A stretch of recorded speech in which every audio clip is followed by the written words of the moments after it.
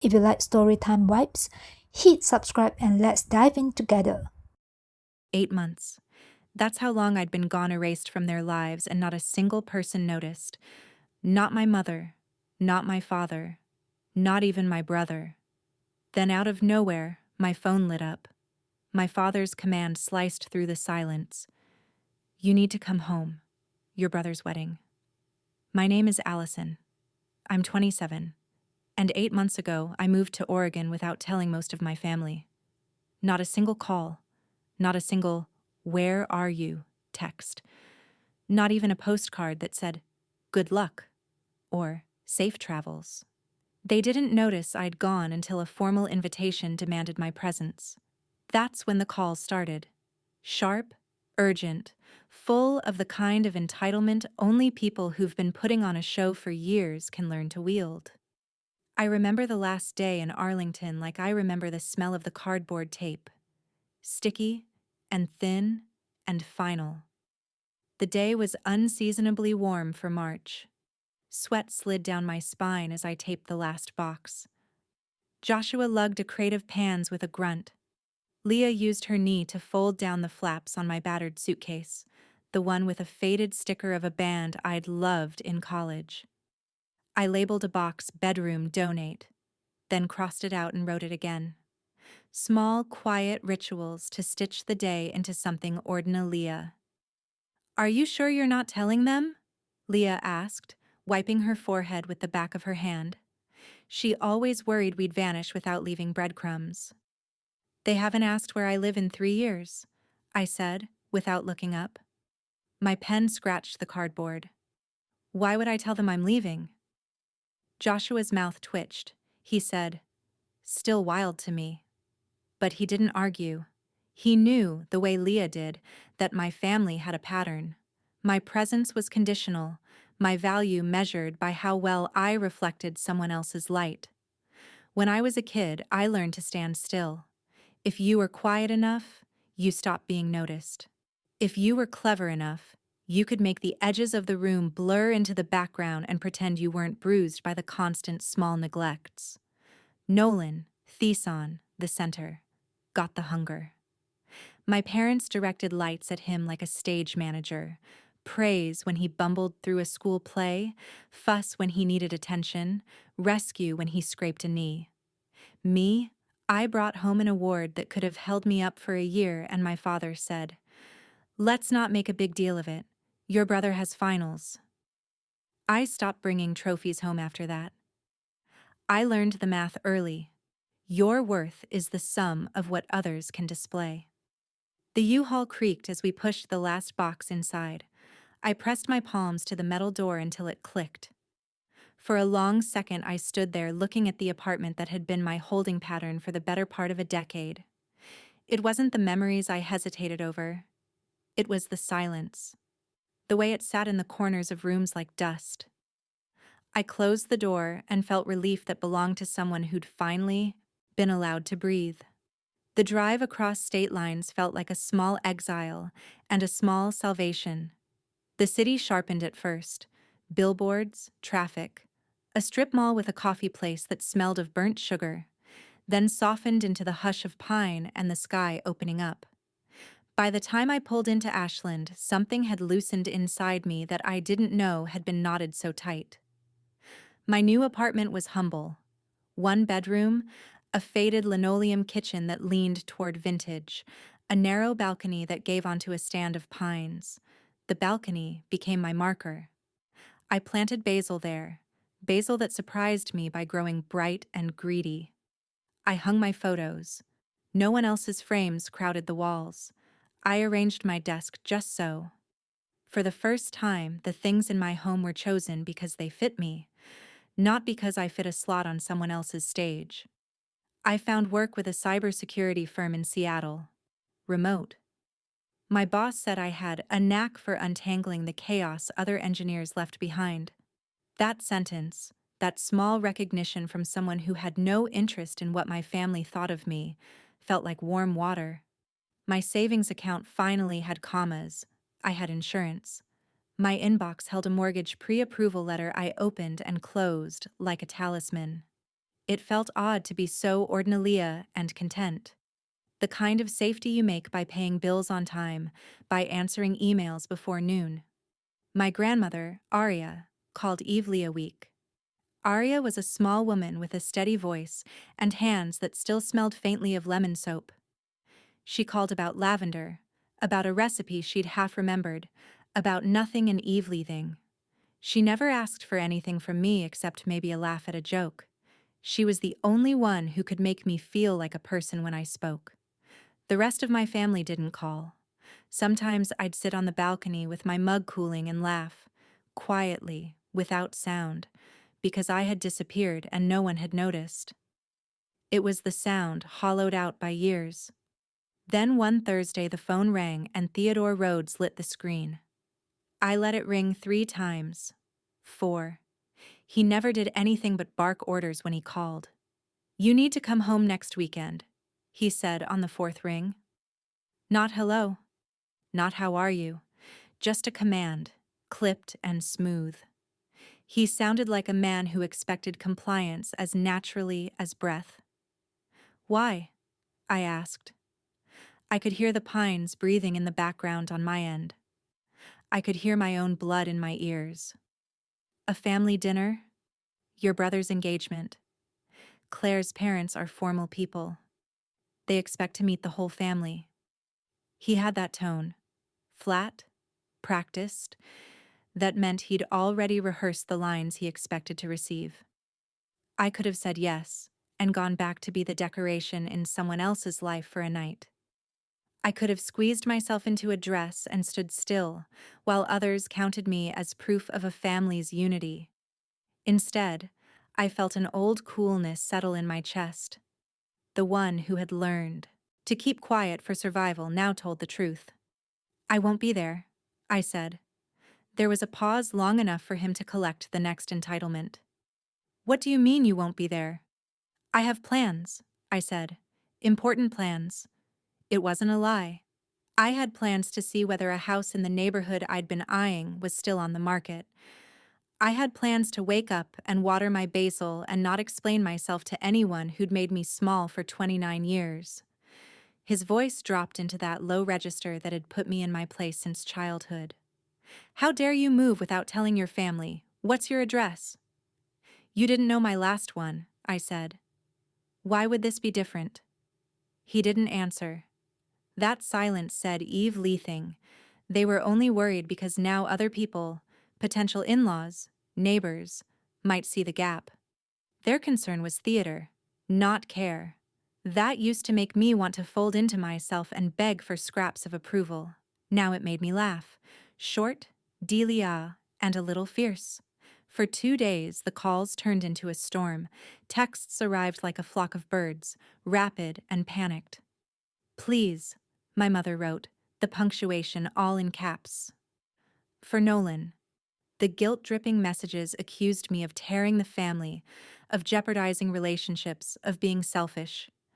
Then my father called and said, without the pretense, "If you don't come, you're out of the will." I'd kept moments of my life stored like coins in a jar, small, private proofs I could fall back on. A promotion letter folded in a drawer, bank statements that glinted like evidence of a life I'd built with my own hands, the mortgage pre-approval that sat in my inbox like a promise. The will threat didn't faze me. It landed like a cheap bluff on the table. "I make more money than all of you combined," I said. My voice was low, but steady. I could hear the intake of breath on the other end, like a man punched in a place he thought impossible to bruise. "You're bluffing," he hissed. "If you'd ever asked about my life," I said, "you'd know I'm not." Then I hung up. Silence, after the noise, became my ally. I left my phone face down on the kitchen counter and walked to the mailbox. It was absurd, the way a thin white envelope could feel heavy. My father's handwriting blocky, careful, as if neat letters could iron itself into the past. I held it in my hand for a long minute. I could have read the words and folded them away. I could have brought the paper inside and let it become another small thing my family expected me to perform around. Instead, I went to the little fire pit in the yard, struck a match, and watched the paper curl and blacken and melt into ash. I dropped the ashes into the grass and felt, in that stoLeah small ceremonial way, that I had decided how the stoLeah would end. The next morning, I signed a purchase agreement. My name went on eveleth line. No cosigner, no contingency. Clauses, just mine. For the first time, the letters on a legal document felt like liberation instead of a trap. My friends texted in rapid congratulations. When's the housewarming? When can we plant the tomatoes? Joshua joked about putting a plaque on the mailbox. Allison Rhodes, homeowner. I changed my number that week. Only a handful of people had it. Aria, Joshua, Leah, and my direct supervisor. I registered for a graduate certificate in digital forensics, purely because I liked the idea of taking a class where I could dig for truth in data, and because truth felt, for once, like a tool I could use. I noticed the way the calls cooled. Threats turned into pleading, pleading into thinly veiled guilt, guilt into attempts at control, emails with subject lines like, "Family should stick together." I didn't answer. I watched their messages pile up like unread mail, like a museum of what I no longer wanted to curate. At night, I sat on my balcony with the basil and the candle I now kept on the table. The light of the candle made the pines look like a dark sea. The silence wasn't empty. It was intentional. It was about stoLeah. I had spent years leaning into other people's conveniences, smoothing edges so no one would be embarrassed by my presence. Now I built something no one else could decide, walls I chose, and a garden I would plant. People who've never been invisible think the wound of neglect is something you get over with time. It's not. It's a ledger that takes years to balance. But balance doesn't come from punishment. It comes from choices. From signing your name on the dotted line and saying, "This is my life." From setting a phone to "Do not disturb" and letting the world settle around you like a new room. So when they called, when they demanded, when they tried their practice lines about duty and family, I did not pick up. I let the silence answer. In my head, a new kind of calculation was taking place. Not the one I'd learned as a child, where my worth was measured by my utility, but the one adults make when they realize their lives are their own. It was quiet. It was an economy of dignity and boundaries. If there was a plan unfolding beneath the surface, it was a simple one. Build a life so self-contained it could not be levered by others. Accumulate enough quiet power that their threats would sound like the thin clatter of an empty box. Be prepared, should it be necessary, to let the world know, gently, firmly, that I would no longer be used as a prop. I knew they would stoLeah to patch the cracks. Families like mine are practiced at improvisation. They could sew a daughter into a photograph, smooth out a speech, tell pretty lies about my being overseas or busy with work. But there was a difference now. The stories they tried to tell could be tested. People outside our strange gravity, new parents, in-laws, polite observers, would notice what they had never cared to question before. And that fact made me feel something I hadn't felt in years. Not triumph, not vengeance, not even relief exactly, but a hard, cautious optimism. The rest of it, the confrontations, the moments when hypocrisy would be exposed like a moth in lamplight, would unfold in its own time. For now, I sat with my basil and my dinner that didn't have to be served at anyone else's table. I fell asleep that night with the mortgage paperwork folded under my pillow like a promise, and the image of my father's neat, polite handwriting burned into my mind like a lesson. They had taught me how to be small. I was learning how to be quiet and large at the same time. Nolan's engagement party was held at a stoLeah hotel back in Virginia. I wasn't there, of course, but thanks to social media and a few old neighbors who still loved a little gossip, I didn't miss a thing. In the video, Joshua pulled up on his phone, A long table gleamed under Cleostal chandeliers, white linens crisp, champagne flutes catching the light. Nolan sat in the center, looking eveleth bit the golden sun in a silver-gray suit. Beside him, Claire shone in an stoLeah silk dress. My parents sat nearby, smiles stretched too tight. And then Claire's voice, soft but clear, floated into the mic. I was really hoping to meet Nolan's sister tonight, but it seems she isn't here. The camera shook as it swung toward my dad. He froze for half a beat, then forced a chuckle. Allison.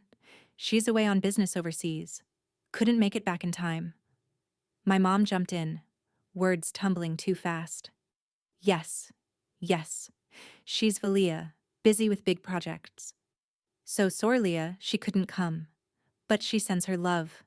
Claire's polite smile faltered for just a second. Her parents exchanged a glance. Then her father leaned forward, his voice smooth but cutting. Overseas? Strange, isn't it, to miss such an important family event? And you don't have any recent pictures of her? We'd love to see. The silence in the room was thick enough to choke on. My dad stammered. My mom bit her lip, eyes darting around. They had nothing, because they hadn't bothered to know anything about me for over a year. Guests started whispering. Nolan's smile twitched, his jaw tight, anger blazing in his eyes. Joshua stopped the video and grinned. You see that? You didn't even show up, and you still flipped the whole night upside down. I pretended to be calm, sipping my coffee, but inside, a mix of bitterness and dark satisfaction burned. For years, I'd been invisible in that family. Now my absence was the one thing they couldn't hide. A few days later, Nolan called. This time, his voice was sharp as a blade. Are you happy now, Allison? Was it fun humiliating me? I sighed. I didn't do anything. I just stayed home. Don't play dumb. You knew how important that night was. You knew how much appearances matter. And still, appearances. I cut him off, my tone flat. That's what this has always been about. All my life, everything revolved around you, your achievements, your spotlight, your perfect image. And the one time you need me to complete the picture, suddenly I matter? Silence. I could almost hear his teeth grinding. You're selfish, he finally spat before hanging up. Then came the wedding. The invitations showed up again, along with a barrage of texts from my parents. Just come for the ceremony. Don't let people talk. All we need is a few family photos. Don't make this harder on your brother.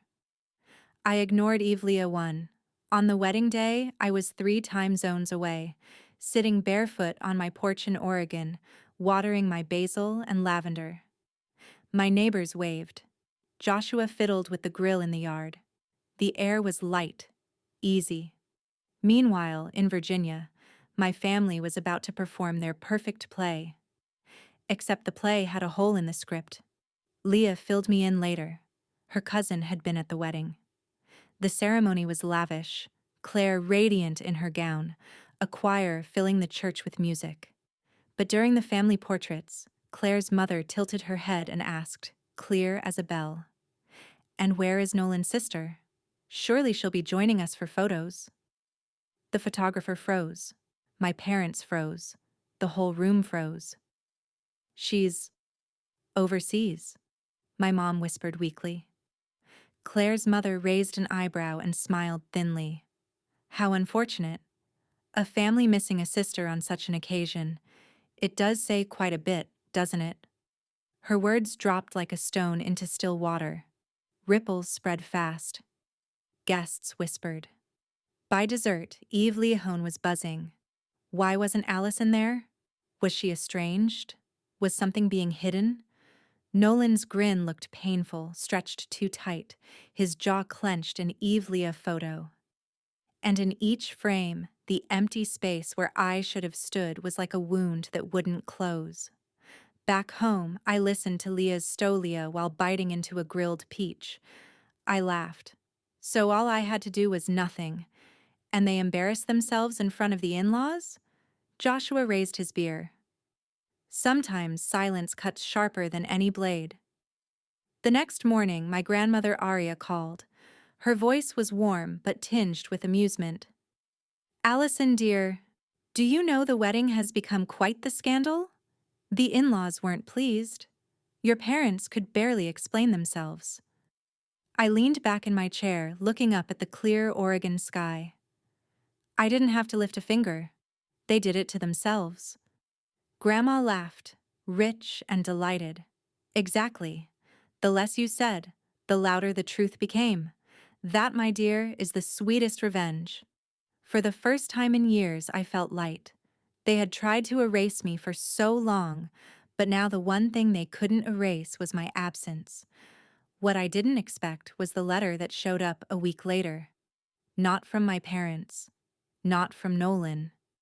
From Claire. The envelope came plain. stoLeah, with handwriting I didn't recognize. Not my father's blocky script. Not my mother's sharp loops. When I slid a finger under the flap and pulled out the card, a neat line of cursive stared back at me. "Allison, I think we should talk." Claire. For a long moment, I just sat there at my kitchen table, staring at her name. My soon-to-be sister-in-law, the woman whose family my parents had scrambled to impress, had somehow decided to reach out to me. Not them. Not Nolan. Me. I set the card down carefully, like it might burn me. Outside, the late spring air shimmered. My basil plants were thriving, my lavender spilling into the balcony rail. This was my life now. Quiet, chosen, mine. And yet, the letter was like a pebble dropped in still water. That night, I couldn't sleep. My mind replayed eveleth detail Grandma Arya had told me about the wedding. Claire's mother pressing for answers. My parents fumbling, lying, deflecting. Nolan's tight jaw, his distracted glances at the door. They'd built their family image like glass, polished, fragile, reflective. And all it took was one missing piece, me, to make cracked spiderweb through the whole facade. So what did Claire want with me? To scold me for not attending? To beg me to keep quiet? Or did she already know the truth my parents had tried so hard to hide? I didn't respond right away. Instead, I called Grandma. "She wrote me a letter," I said, reading the short line out loud. Grandma hummed. "Smart girl. She's not fooled." "You think she wants the truth?" "I think she already has it," Grandma replied. "Now she wants to hear it from you." A week later, I sat at a cafe in downtown Ashland. Small place tucked between a bookstore and a plant shop. Sunlight poured through the windows, warming the wooden tables. And across from me sat Claire, elegant even in jeans and a blouse, her dark hair pulled back, her eyes sharp but not unkind. "Thank you for meeting me," she said. I shrugged, wrapping my hands around a cup of coffee. "You found me. That's impressive." She smiled faintly. "Your grandmother gave me a hint. Don't be mad at her. She wanted me to come directly, not through your parents." That sounded exactly like Arya. I nodded. "So, you want the truth?" Claire leaned forward. "I want to understand." At the wedding, I could feel it. Something wasn't right. Your absence wasn't just distance. It was deliberate. And the way your parents spoke, the way Nolan avoided eveleth a question, it told me more than their words. I studied her, searching for judgment in her face. But all I saw was curiosity, maybe even empathy. So I told her. Not eveleth thing, not eveleth a scar, but enough. The years of invisibility, the trophies dismissed, the dinners where my name barely surfaced, the birthday cards forgotten. The quiet exile that pushed me to carve out my own life 3,000 miles away. Claire listened without interruption, her expression shifting from shock to sadness to something heavier. When I finished, the cafe was buzzing with other people's conversations, but at our table, Silence hung thick. Finally, she exhaled. I knew it. I knew they were hiding something, but I didn't realize it was you. I almost laughed. stoLeah of my life. Not realized. Claire reached across the table, her hand resting lightly on mine. Allison, I don't want to play into their games. If I'm going to be part of this family, I need to know the truth. And I need you to know. You don't owe them anything. Least of all your silence. Her words landed like a stone in my chest. Not heavy, but solid. Real. When I got home, I found another envelope waiting in my mailbox. This one was my father's handwriting. Heavy, neat, deliberate. No doubt about who it was from. I didn't open it. I didn't even bring it inside.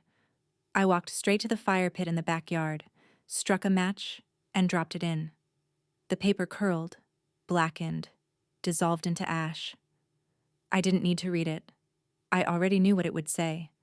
Demands dressed as pleas, guilt disguised as duty. Words too late, too empty.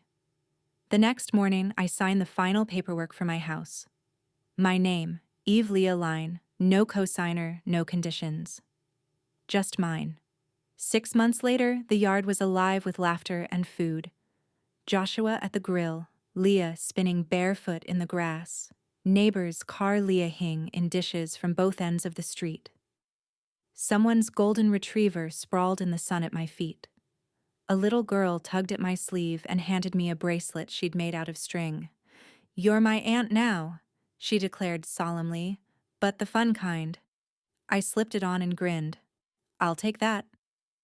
As twilight fell, someone asked casually, "Do you have family back east?"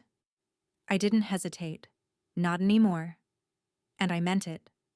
I gestured toward the yard, the mismatched plates, the laughter spilling into the night, the friends who'd shown up without needing explanations.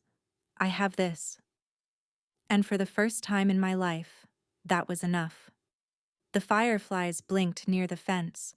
My house glowed warm behind me. It wasn't perfect. It was better. It was mine.